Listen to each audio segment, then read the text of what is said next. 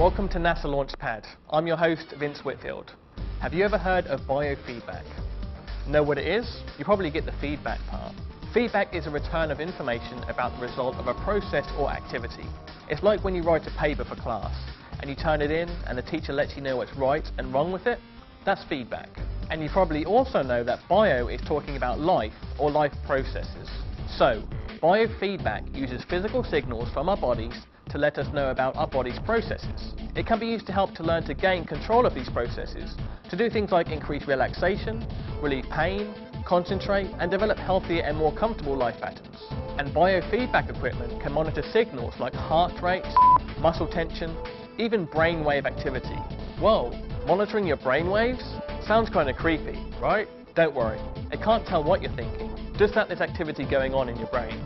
In the nerve cells in our bodies, including in the brain and muscles, electrical impulses help transfer signals from one part of the body to the other. Let's look at two major ways these sorts of electrical signals are monitored for biofeedback.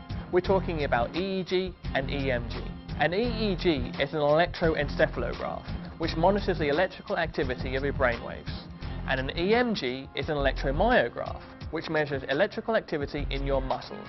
How does the biofeedback process work? Well, basically, whether using an EMG or an EEG, you need some sort of sensor that will measure the desired body process.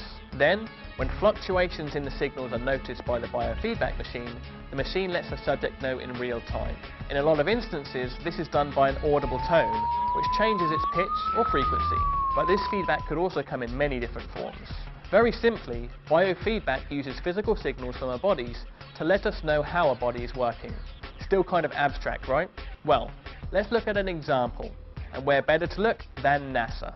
Let's get some feedback from Neil Shah, one of the students in NASA's undergraduate student research project, to give us an overview of his team's project. So what we did here was create an educational video game where the player's EEG data, or brainwave data, is incorporated in. The game's kind of split up into two sections, an educational portion and then an interactive portion. During the educational portion, the player is exposed to a video which he is expected to learn. During this portion, the player wears an electrode cap where his brainwave data is monitored. And then in the interactive portion, depending on whether he was paying attention or not, the interactive portion gets easier or harder. Cool, right? That's all designed by students. The games were programmed by the students, and the system was based on NASA studies. Remember that the first A in NASA stands for aeronautics. NASA researchers have done some pretty serious studies to improve the attentiveness of pilots in flight simulators using biofeedback. Basically, the machines that were reading the pilot's brainwaves fed their information back into the flight simulator. Change in brainwave activity led to the changes in the amount of control that the pilots had over the simulator. So in order to gain better control of the simulator, they had to teach themselves to control their brainwaves. Well, you might not be flying any flight simulators, but I'll bet you play video games, right? And some of the new games actually incorporate your body movements into the game. NASA researchers have also done some biofeedback training using video games to help treat children with attention deficit hyperactivity disorder, ADHD. With enough time and training, changes in the patient's brainwaves can become automatic, and that can lead to improved behaviour and attention all the time. Here's Robert Gougelet, another member of the team, with more.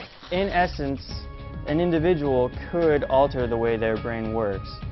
This is the core concept behind biofeedback, where ADHD patients can actually manipulate their brainwaves and produce more normal brainwave patterns.